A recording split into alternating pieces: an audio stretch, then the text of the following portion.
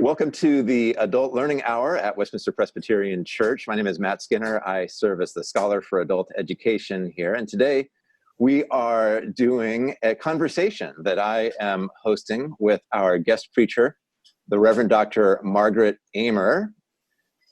If you've seen Margaret before at a Westminster Adult Education program, she still is working at Austin Presbyterian Theological Seminary in Austin, Texas. Margaret serves there as the First Presbyterian Church, Shreveport, D. Thomason Professor of New Testament Studies. And she is our guest preacher today in the 10:15 worship service. So welcome, 10:30 worship service. Welcome, Margaret. Thanks, Matt. And Matt and I have known each other since the ink was still drying on my PhD, which was some time ago now. It's been a while. We've had a good run. Yeah, it's been a long time. And then, go ahead. Yeah, go on. I was going to say, I was going to introduce the others. Please do. Joining Margaret in the conversation today, we have three Westminster members. We have Sean Jennings. Sean is husband to a frontline pandemic worker, hooray for nurses, and father to an energetic 8-year-old son. He's also an architect and principal at Cunningham Group Architecture. Sean says he does his best to live out Micah 6:8, no more so than in these most challenging and disconcerting times. And amen to that. Also, Mary Thomas is with us. Mary is a second-year medical student at the University of Minnesota Medical School and grew up attending Westminster. And then Trish Van Pilsum is here. Trish and her husband have been members at Westminster for more than 25 years. They raised 2 children in the church, and she is retired from a nearly 30-year career as a television news reporter here in the Twin Cities. So thanks all of you for joining us. Good to be here. It's good to have you here. It's good to be in a group at Westminster after so many one-on-one Zoom calls and things like that. We're going to begin with Margaret, however, with Reverend Dr. Aymer, and let her spend some time with the text that's going to be central for her sermon that people will be watching in the 10:30 service. And the goal here is to spend some time just being in conversation about what we hear in that text, how that text resonates with us who live in the Twin Cities, who worship at Westminster, who inhabit a variety of circles and all of the challenges and opportunities that come with that. So, Margaret, I'm going to invite you to take it away for a few minutes and take us into Philippians chapter 3. So let me first start by reading the text. It begins in the second half of verse 4 in chapter 3. And this is the New Revised Standard Version. If anyone else has reason to be confident in the flesh, I have more. Circumcised on the 8th day, a member of the people of Israel, of the tribe of Benjamin, a Hebrew born of Hebrews, as to the law of Pharisee, as to zeal a persecutor of the church, as to righteousness under the law blameless. Yet whatever gains I had, these I have come to regard as loss because of Christ. More than that, I regard everything as loss because of the surpassing value of knowing Christ Jesus my Lord.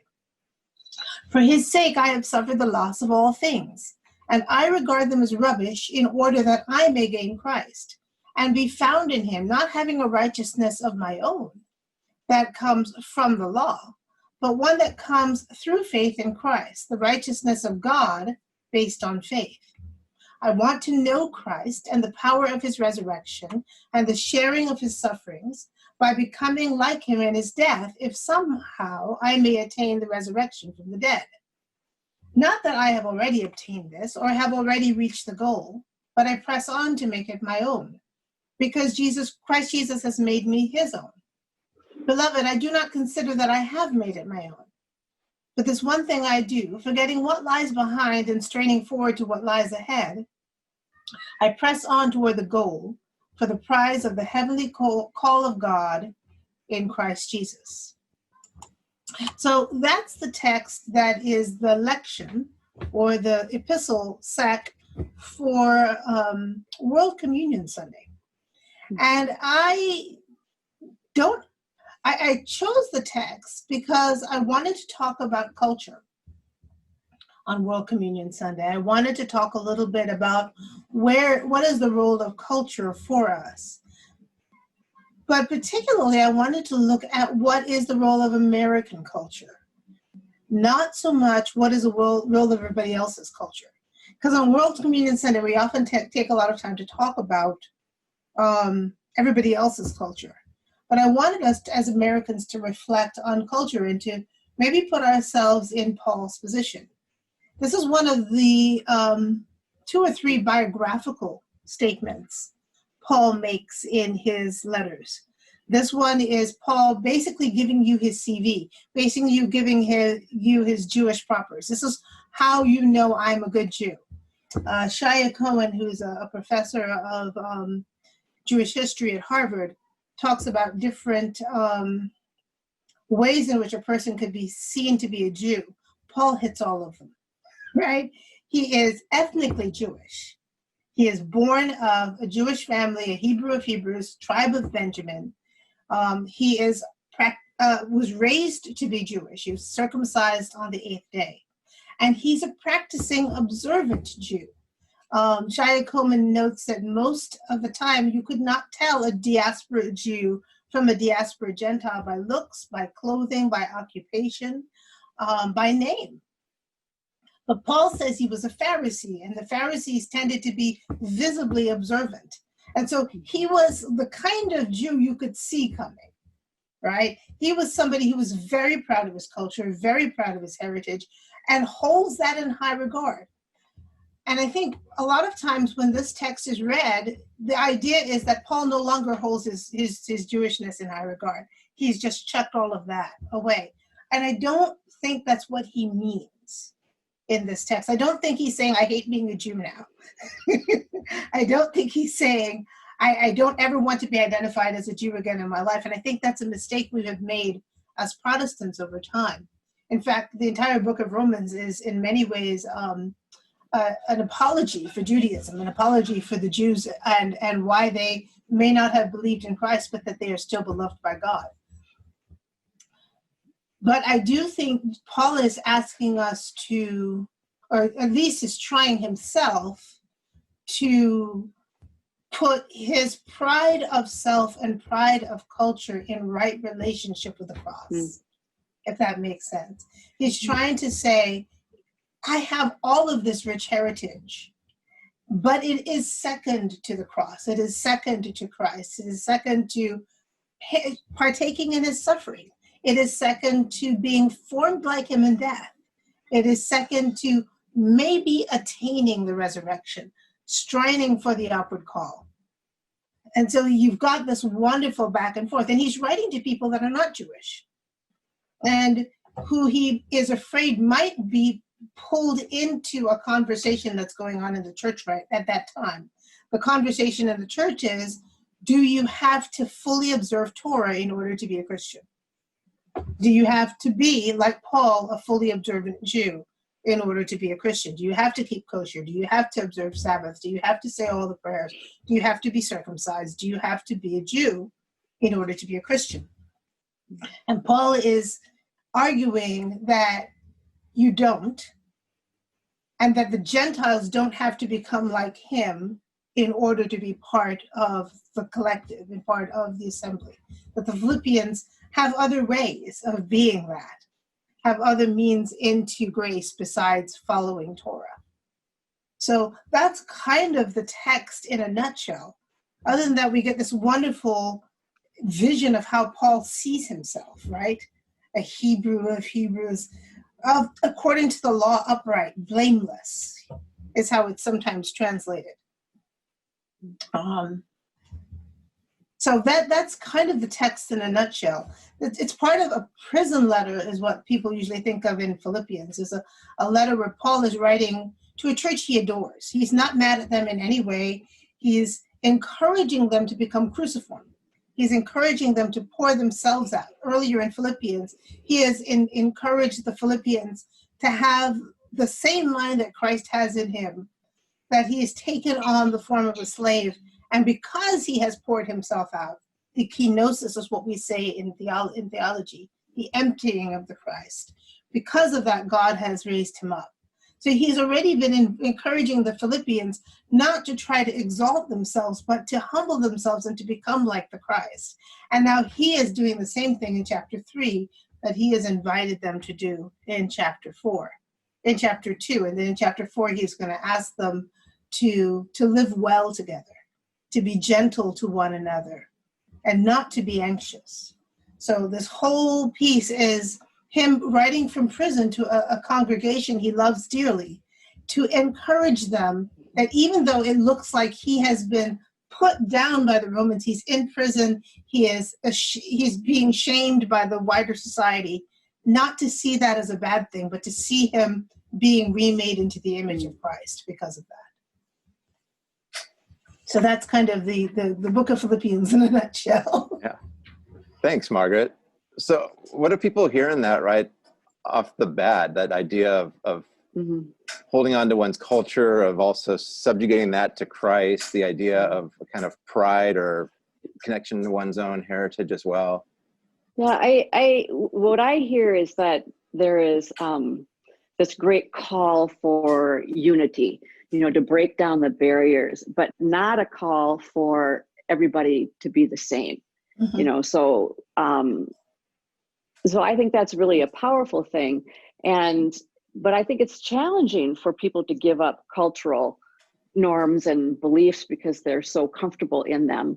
And he's really asking all of us to do that. But, it's like to be a Christian is not an exclusive club. I mean, Christ threw the tent open very broadly. But I'm in a Bible study at Westminster, and we always talk about passages like this. But to be a part of that club, do you need to claim Jesus? Does he throw the tent open wide except for that one thing? I mean, I think Paul wants us to follow Christ. Absolutely. And so I guess that would be a question, is it an open club except to that point? I think that's exactly the point, is that these Gentiles have come to believe in Jesus. And so that is already not a point of dispute for them. The point of dispute is not whether or not they believe in Jesus. The point of dispute is whether or not they become Jewish. Right. And so I don't think Paul would say that they could just come in if they didn't believe that Jesus was the Christ. And it's interesting. He never says to the Philippians, you need to put your culture below Christ. He only says, I'm going to do that. Right? He doesn't say, you must do this in order to join. He's saying, I'm not going to impose my culture on you for you to be part of this club. You don't have to become in my image to be in the image of Christ, which is a different way of thinking about it. So the Philippians can keep their culture, and Paul will keep his. Paul will continue to be a Jew for the rest of his life.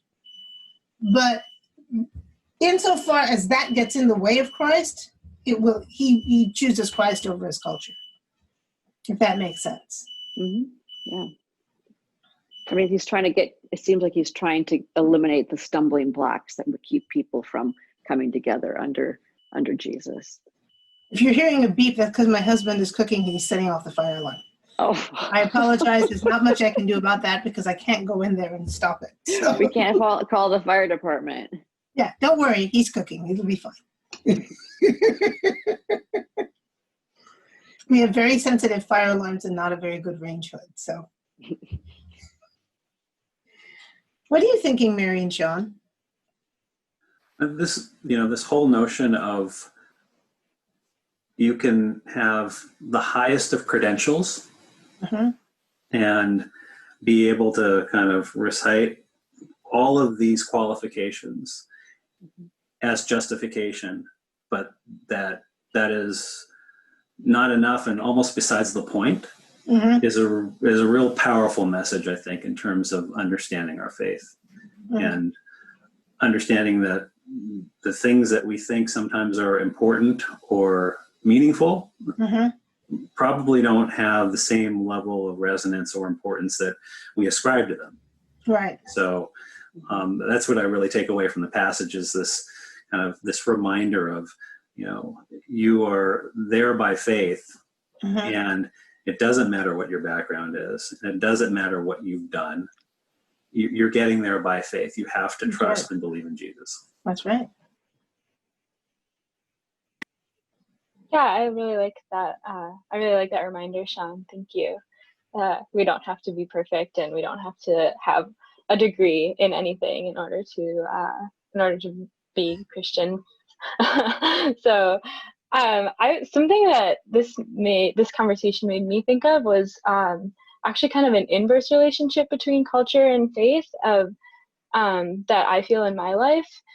And I think for me, I connect faith and like being at a church with African American culture, and that's how I feel close to that side of my family.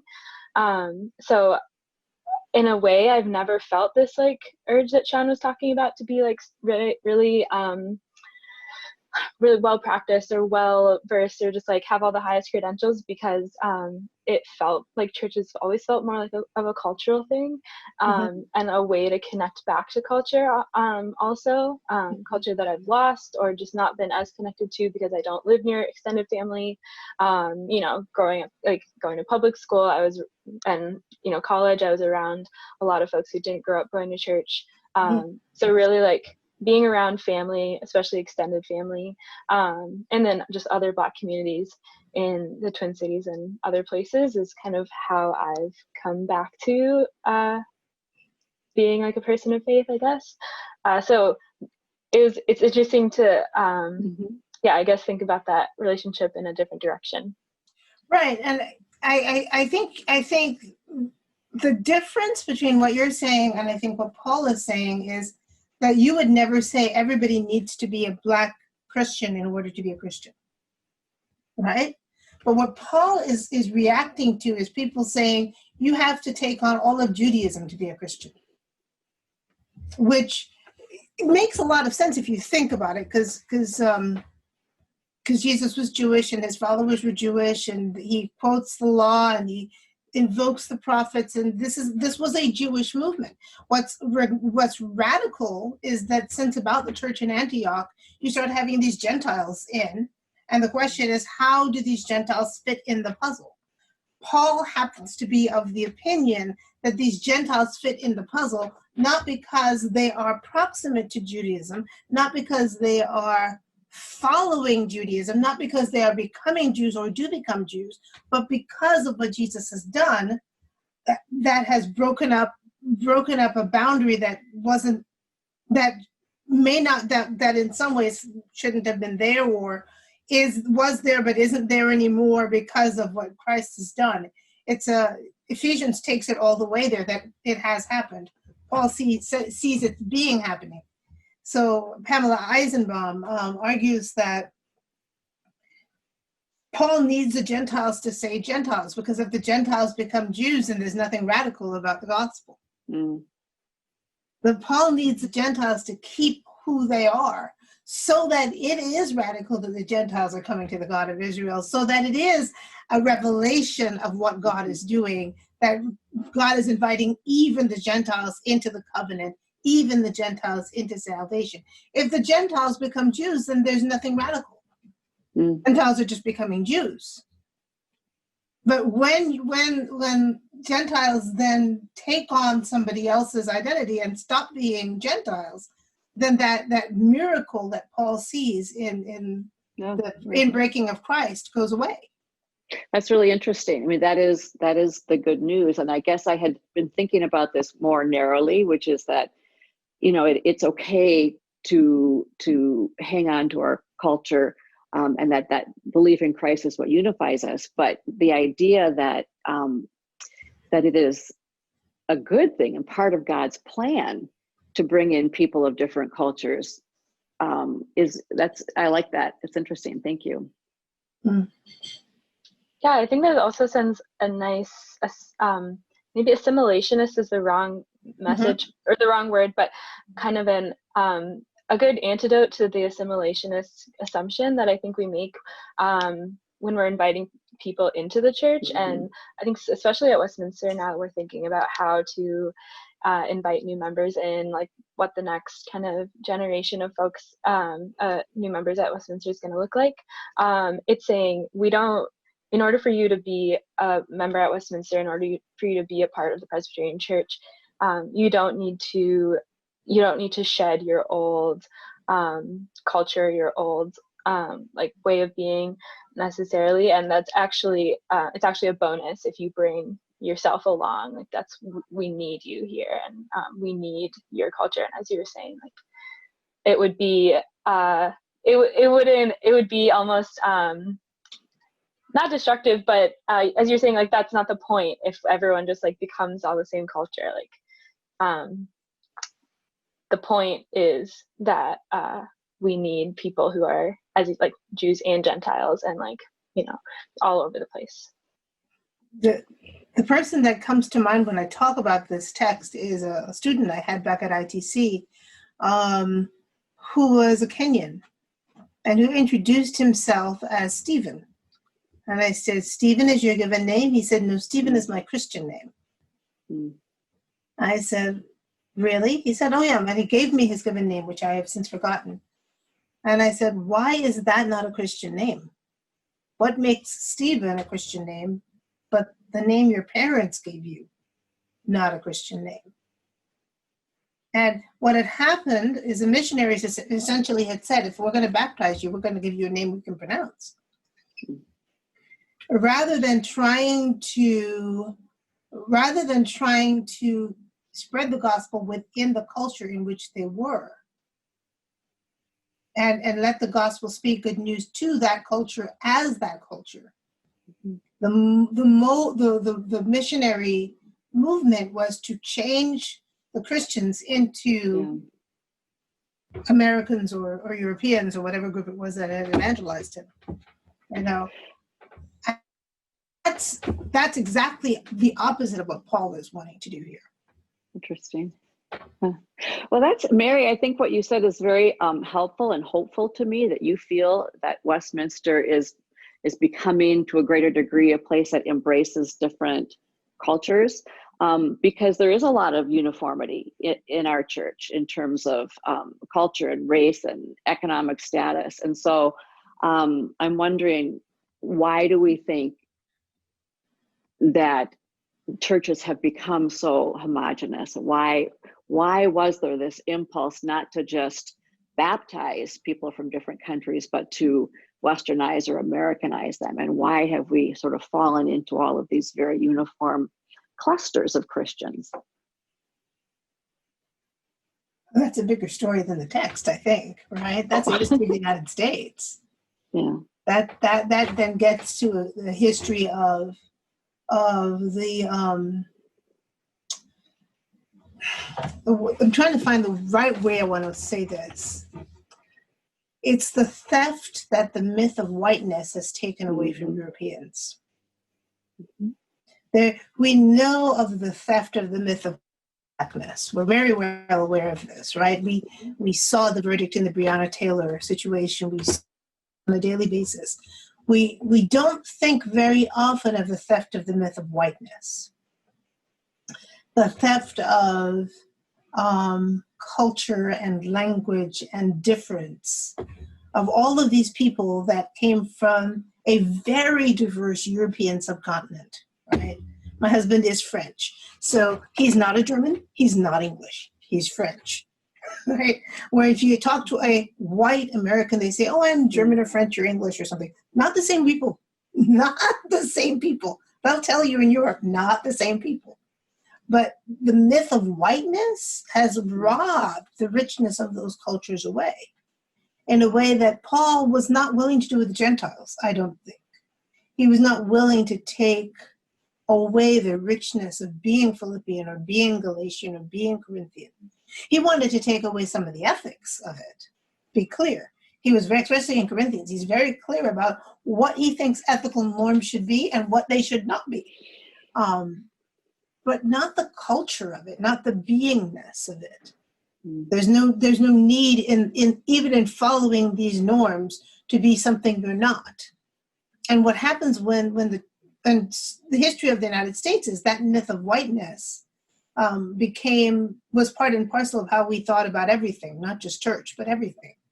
Mm. So our neighborhoods are the same way, our schools are the same way, our colleges and universities are the same way. The history of the entire United States is this. This is not just something that the Presbyterians kind of invented. We're not that smart. And we have, at this point, so much of that has been robbed away that what's left is this idea of white American, which has become its own culture. And then the question is, if somebody becomes a Presbyterian, and this gets to Mary's point, do you basically have to live into that white American culture? Did you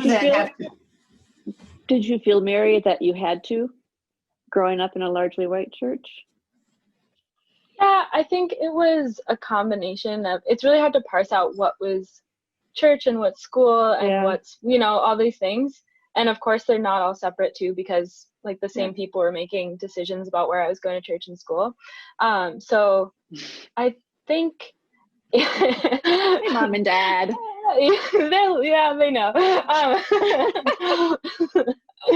And I mean, no regrets about where I ended up at all. And they know that too. But I think there's and I have talked with my dad about this as well, but I think there is a place for Black culture in the Presbyterian Church, and I don't see it at Westminster. Mm-hmm. And I guess I only realized that after seeing it other places. Mm. So growing up, that wasn't a consciousness that I really had, but only I would say like coming into adulthood, I realized that. See, I thought this would be an interesting text for World Communion Sunday, because so many times when we're doing World Communion Sunday, we spend a lot of time focused out there. Mm-hmm. We bring in all of the people that clap on 2 and 4, and all of the people that sing in minor keys, and all of the people that use rhythm instruments in worship. I've been a Christian a while, We bring all that stuff into the church, and we look and say, look how incredibly beautiful and diverse God's world is. Mm-hmm. But we don't think about, where do we fit in this thing called world Christianity?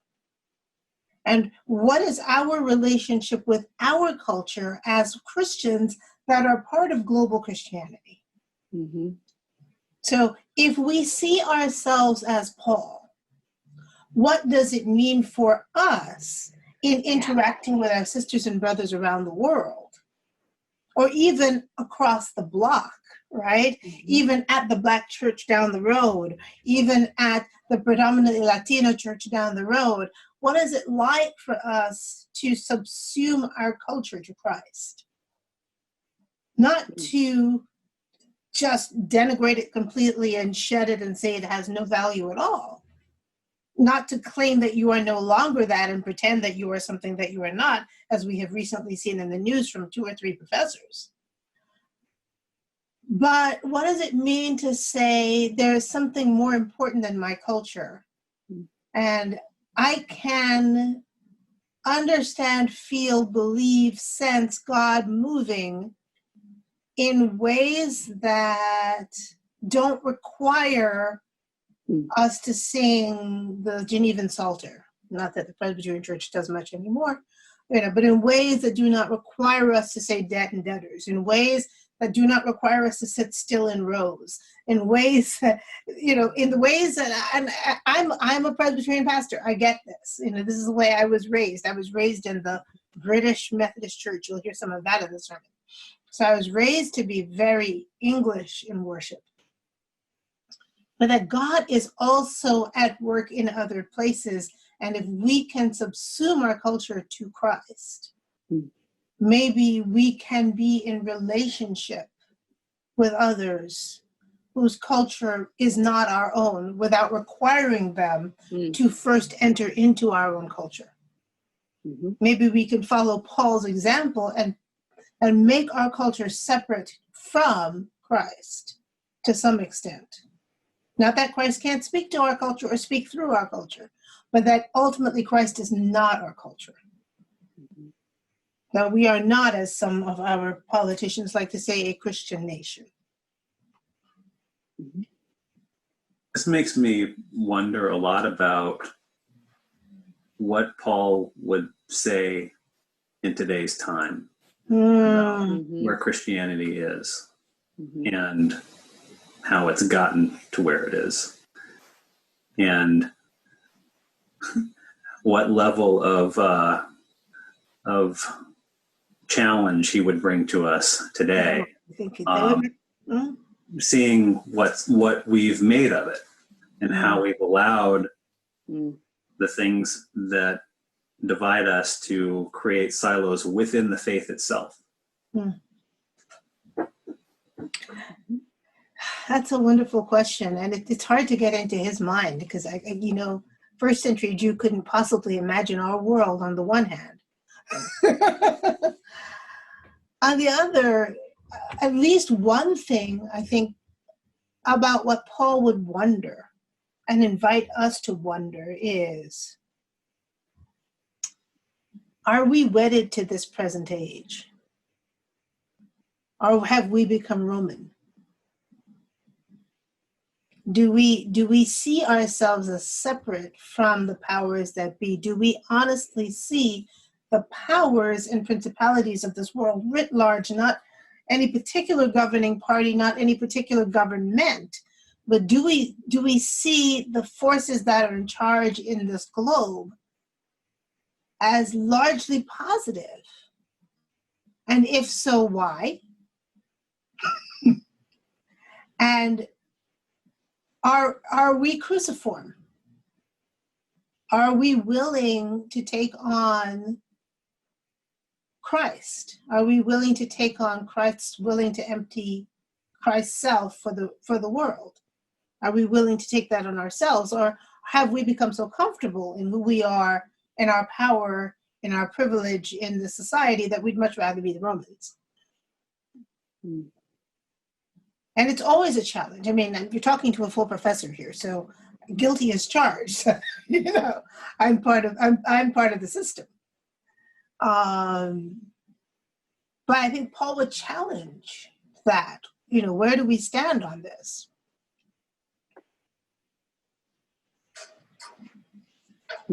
There's a movement out there about Black lives that I wonder how Paul would react to that. I don't think he would be negative about it.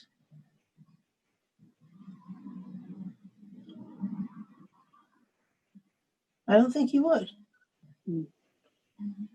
Well, I think to try to answer the question about how do we fit in, maybe let me know if I'm rephrasing this wrong, but I think you're kind of asking, like, are we the oppressed or the oppressor? Are we the helpers or the powers that are oppressing, right?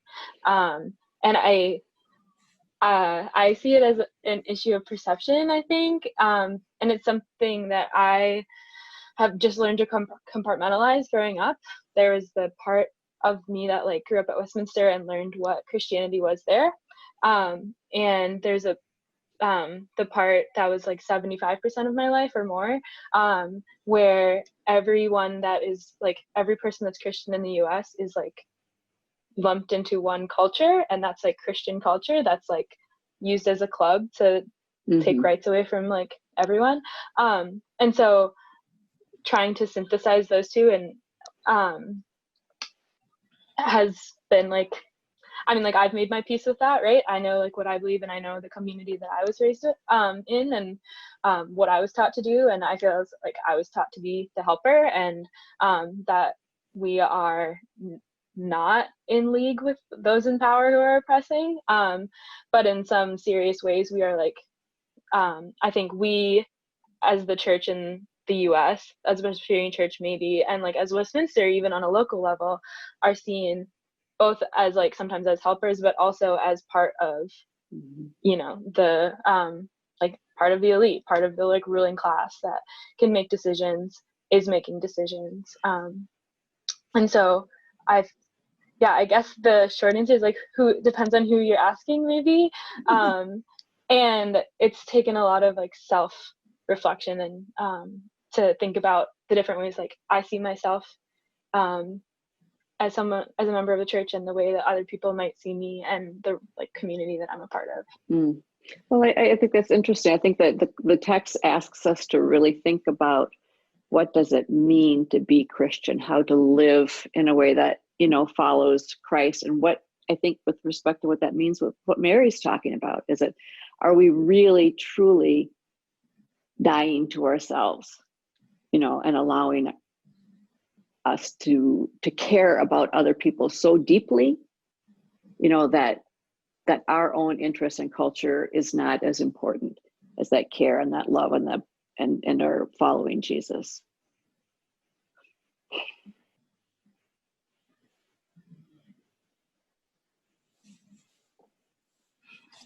Yeah, I'm not sure what Paul would say about American Christianity, the way it's often portrayed in the media, not necessarily the way it's practiced at Westminster, but kind of the conflation of Americana and Christianity as this one thing, right?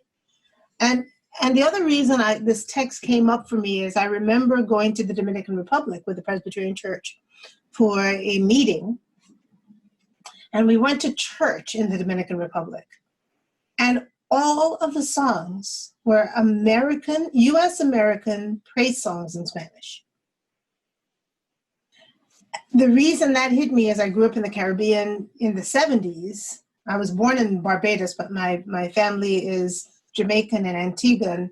My dad was born in Antigua, and we were living in Jamaica at the time when at the United Theological College, Noel Dexter was rewriting the hymnody of the Caribbean Church.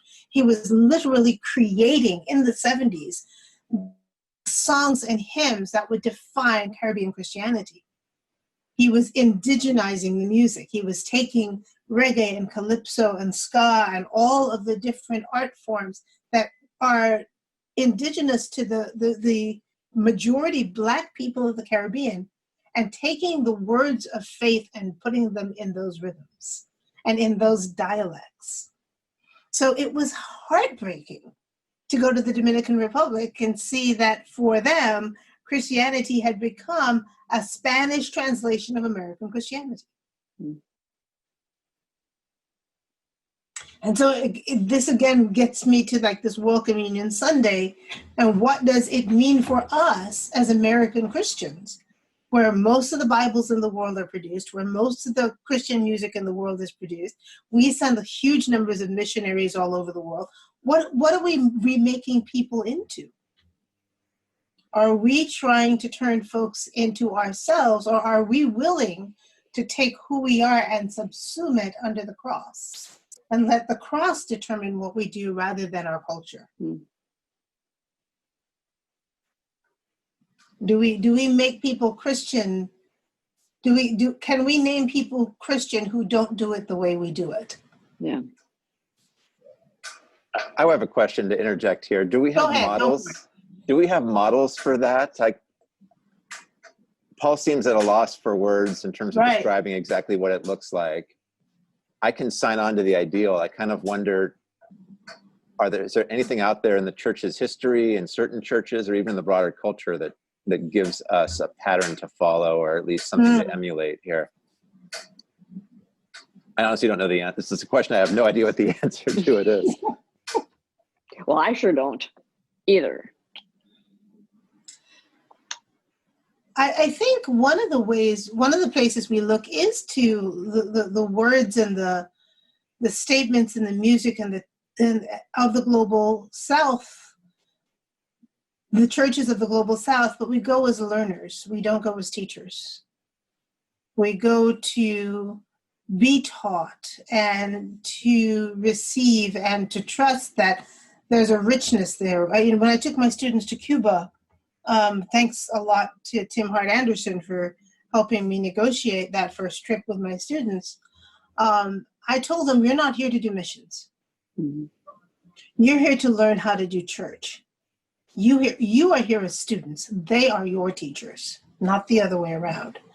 And the Cuban church has done a really good job of it because they've had no choice, because we blockaded them. And so they've had to reinvent Christianity for the culture in which they are located.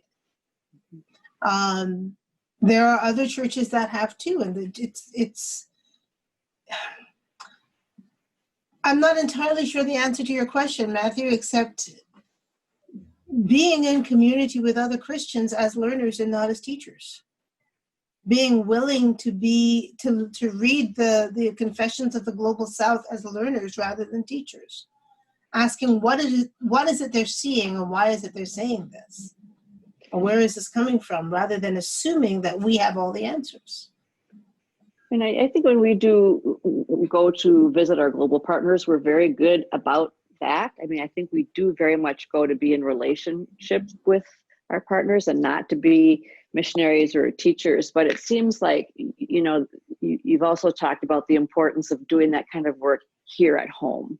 Right. You know, to approach congregations that are different from ours in whatever way, and to start working in relation, as opposed to, well, we always sort of feel like we do Christianity right at Westminster because, you know, we're pretty good people, and I think we take the gospel seriously, but I think we also focus on creating the kingdom here on earth right now and working very hard for social justice. But I think we have a tendency, because we are so proud of how we worship and how we treat other people, that to maybe not look as close to home as we should or could.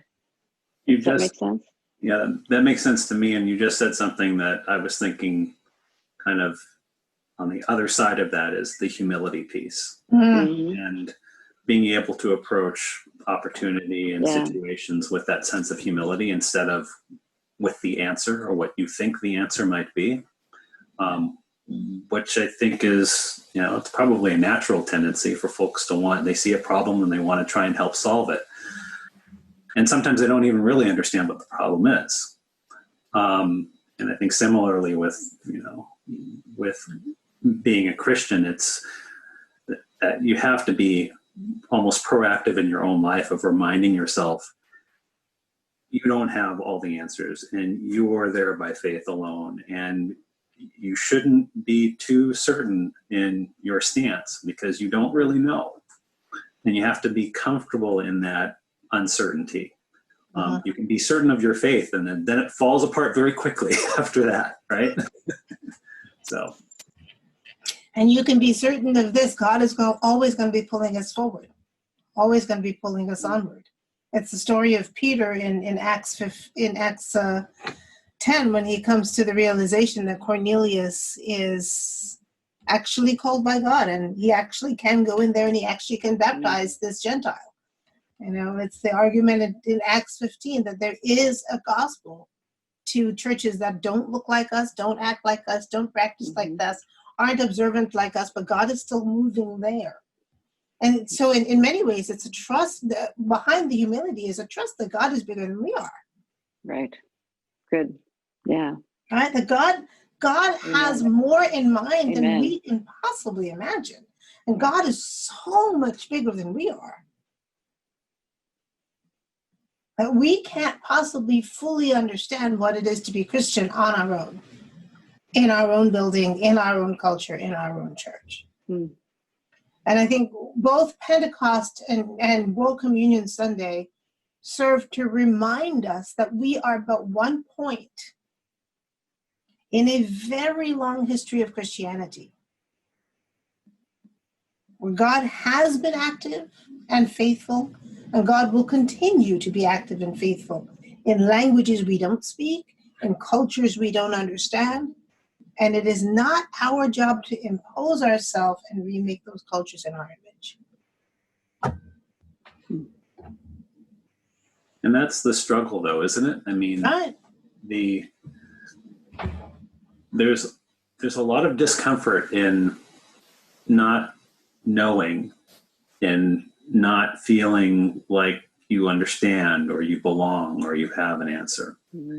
And making peace with that instead of retreating to what's comfortable, what's familiar, what our tribe is, you know, who we feel, you know, most safe or secure with. that's our unfortunate, I think, natural tendency, and it takes such effort to step outside of that and to go to those uncomfortable places until to just be. I mean, it is a matter of, I think, being willing to be to face some discomfort, but also willing to give up your privilege. I mean, as somebody who grew up in the dominant culture, am I willing to give up that privilege? And I sort of think of the Jews back there listening to Paul saying, "What, are you kidding me? We followed the law, to the letter, and now you're telling me these people who didn't work as hard we did and observe all those dietary things and get circumcised can be saved as well? Like they will have a relationship with God that we thought we had a monopoly on." And so I think I love that. A monopoly on. I love that. Yeah, and I think to admit that you don't have that monopoly is to give up some privilege that we like, Of course. we like. And so I think that's a challenge for when I talk to other Christians, like what I feel called that we need to be talking about giving up our privilege, but that's a very scary thing for a lot of people. And ultimately, what did Jesus ask all of us to be willing to give up? Everything. So yeah, I mean, we talk about, I think my immediate thing is to think of the material of, of the things that are comfortable around me and the access that I might have, and the money that I might be able to make. But it is so much more fundamental than that in terms of what we are truly asked to do. And that's even harder to reconcile and to be willing to step into. Yeah, I don't know if you all said there's a YouTube video out there right now, music theory, and the saying we should call this 18th century European composers theory of music, not music theory, because all of music is not incorporated in these particular theories, right? And I think everybody who's in any industry, and I'm sure all three of you can do this, can say, yeah, we talk about medicine as if it's not, medicine of a specific culture of a specific type that attends to tends to disease in a specific way, right? It is a disease and cure model of medicine rather than the wider culture's healing and illness form of medicine. And as a doctor, you know this, but you're required to learn the disease and cure part of medicine, even though when you go into somebody's room, what you may need to be doing is healing an illness, not disease and cure. The same thing is true with architecture, right? There are the schools of architecture, but there are forms of architecture that are around the world that don't look a thing like European architecture, that Europeans could learn so much from. I think about the houses in the Caribbean that are built off of the European model and how they do not work well in hurricanes. They just don't.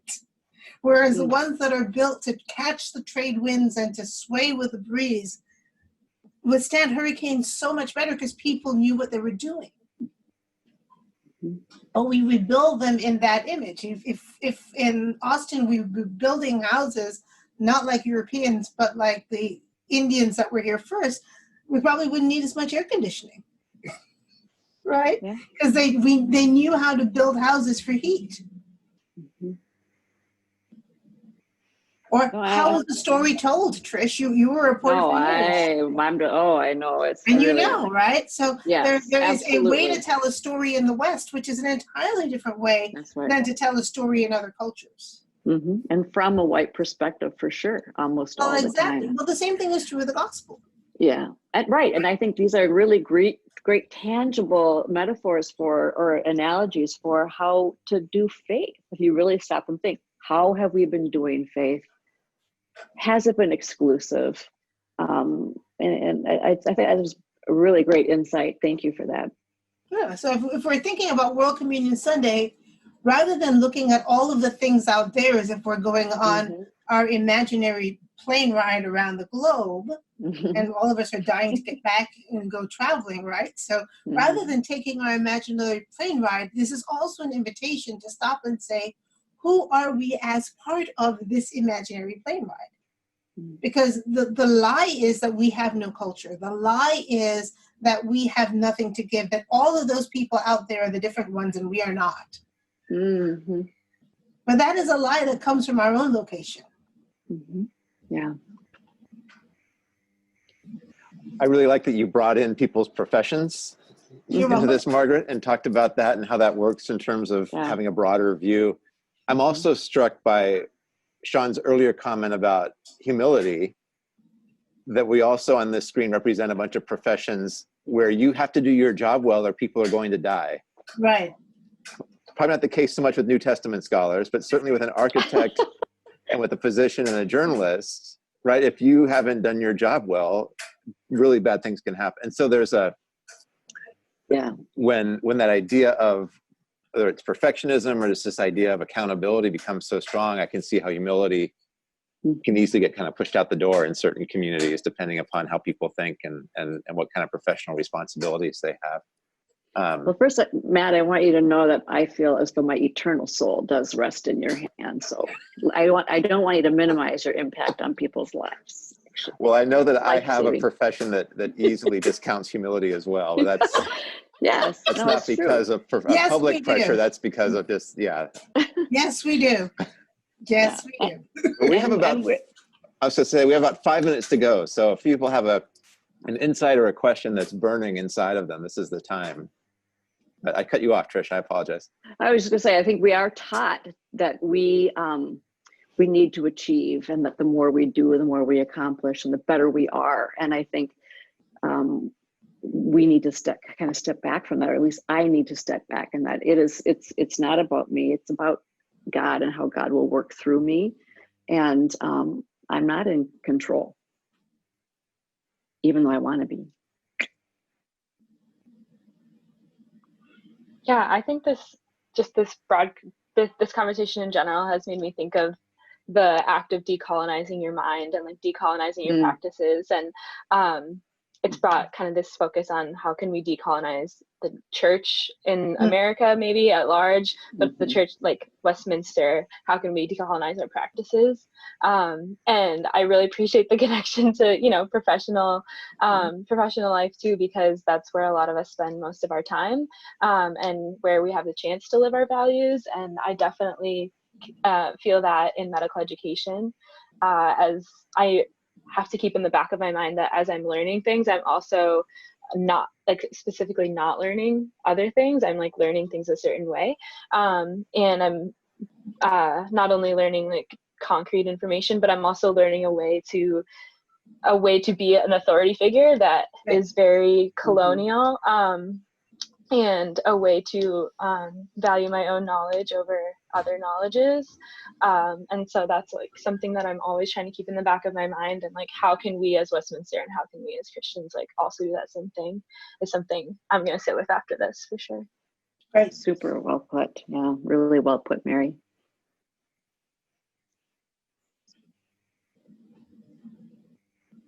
Well, I enjoyed this conversation very much. This has been a hard text for me to work the sermon out. I'm still writing it because it's hard to talk about that need to put self into relationship with others in a way that does not impose culture necessarily. Yeah. Does not say you have to do it this way. You have to be Christian this way. And I was raised in that. I was raised British Methodist, right? I was raised in a very English church with canticles and 6-verse hymns, and my dad's generation was the first generation of Black clergy in that church. It was all white missionaries when he was growing up, all English missionaries when he was growing up. And my uncle's generation was the one that started pushing back against this notion that we had to be English in order to be Christian. So I didn't grow up, Mary, in the Black church. And I didn't really interact with the Black church until I started teaching in the Black church in Atlanta. For 19 years, I taught at a historically Black seminary. And then again, you have to rethink, what does it mean to be Christian? What are the traditions there? What are the motions? What are the movements? So it's a constant invitation to learn. It's a constant invitation to stand on tiptoe and ask God, so what's the next thing that you're going to show me? Because we can use it as a bludgeon to say we're terrible people, we're terrible people, we're terrible people.